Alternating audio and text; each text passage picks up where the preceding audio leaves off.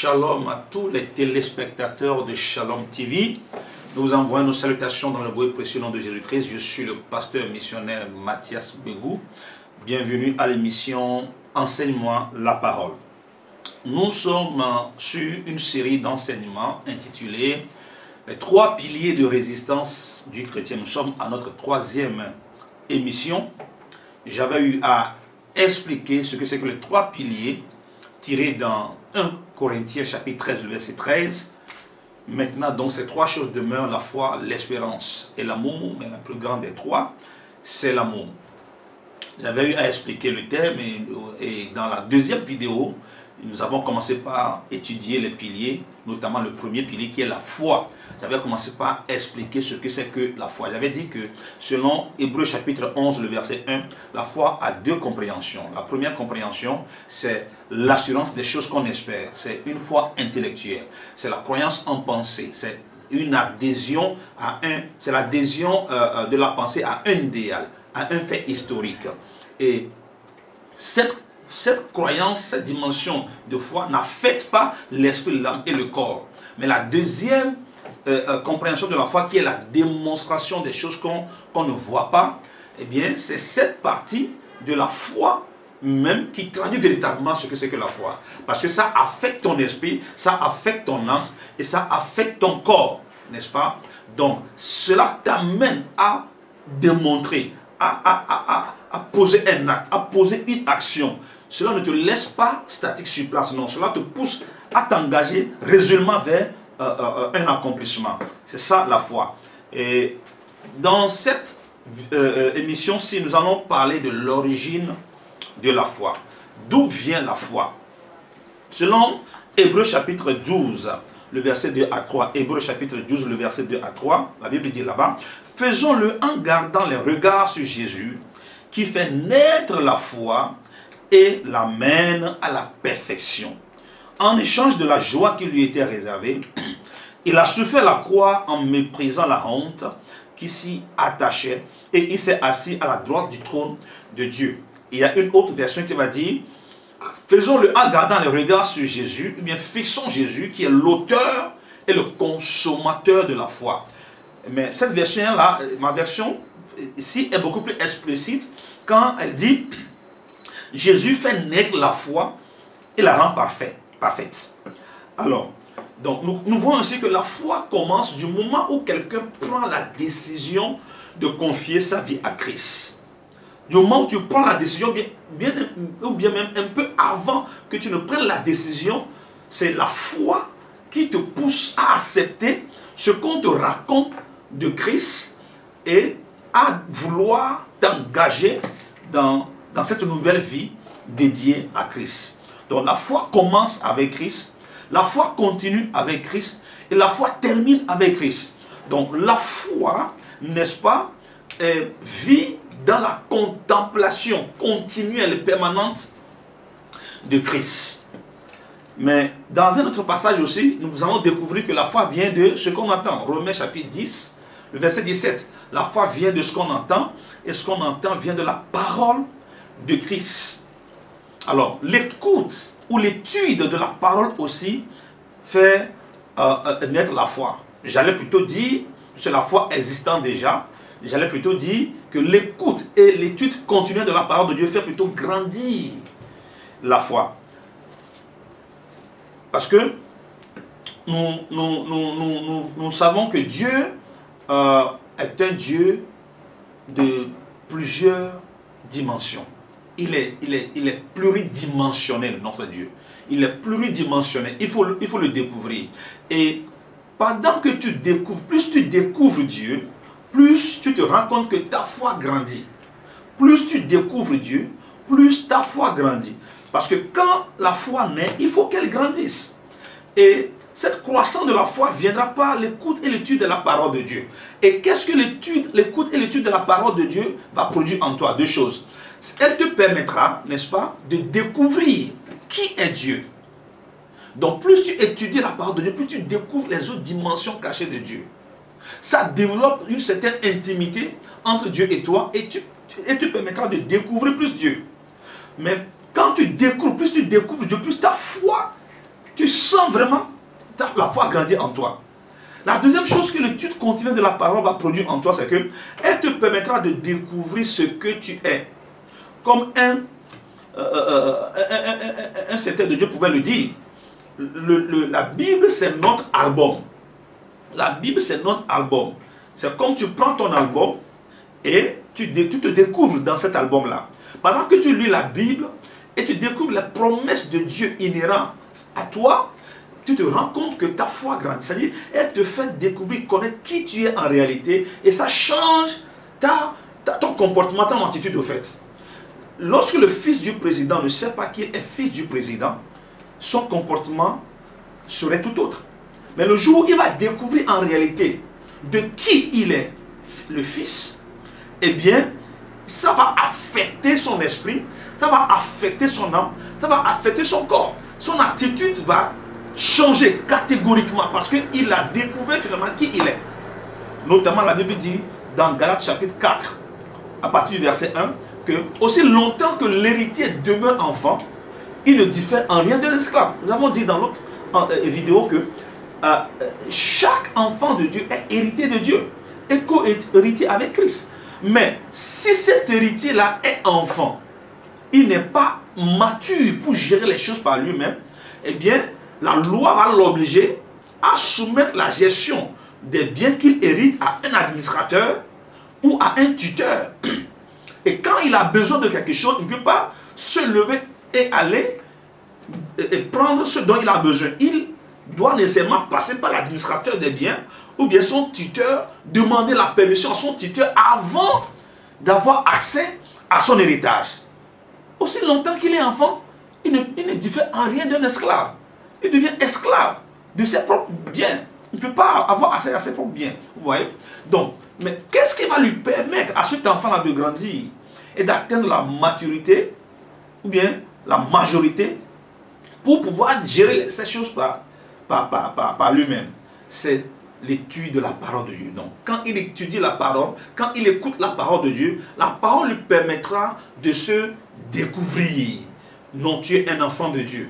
Non, tu es ceci. Tu as tel pouvoir. Tu as telle possibilité. Cette promesse, c'est à toi. Tu as le droit de réclamer ceci. Tu as le droit de faire ceci. Tu as le pouvoir de faire ceci. Et quand il découvre ces choses-là, ça lui permet de grandir spirituellement et sa foi aussi grandit. Vous voyez? Donc c'est pourquoi, pour maintenir la foi, pour que la foi grandisse, il est très capital, il est très important, n'est-ce pas, de faire quoi? D'étudier la parole de Dieu et d'écouter la parole de Dieu. La foi, une foi qui grandit par la connaissance de Dieu et par la connaissance de soi-même, ne suffit pas. Une foi qui est devenue grande aussi n'est pas suffisante. Il va falloir que la foi aussi soit comment? Forte. La foi devient forte par la pratique et l'expérience.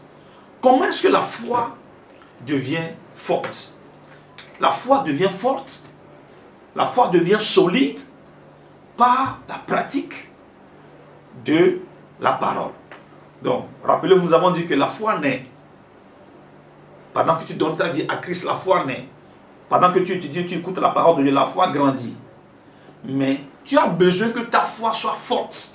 Tu as besoin que ta foi soit solide.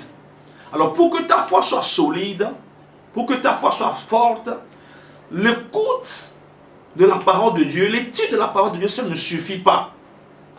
Il va falloir que tu fasses l'expérience de ce que tu écoutes. Tu fasses l'expérience de ce que tu entends. Je prie pour quelqu'un maintenant au nom de Jésus, que la parole que tu es en train d'écouter en ce moment, non seulement permette à ta foi de grandir, mais aussi solidifie ta foi au nom de Jésus. Alors, quand nous voyons dans Luc chapitre 17, le verset 5, Luc chapitre 17, le verset 5, les disciples vont adresser une requête au maître. Ils vont le dire, maître, agrandis notre foi, augmente notre foi. Maître, augmente notre foi. Donc la Bible dit, le verset 5 dit, les apôtres disent au Seigneur, augmente-nous la foi. Le verset 6 dit, et le Seigneur dit, si vous aviez de la foi comme un grain de sénévé, Vous direz à ce sycomore, déracine-toi et plante-toi dans la main et il vous obéira. Très intéressant. Voici les disciples, les apôtres qui posaient une requête à Jésus. Augmente-nous la foi.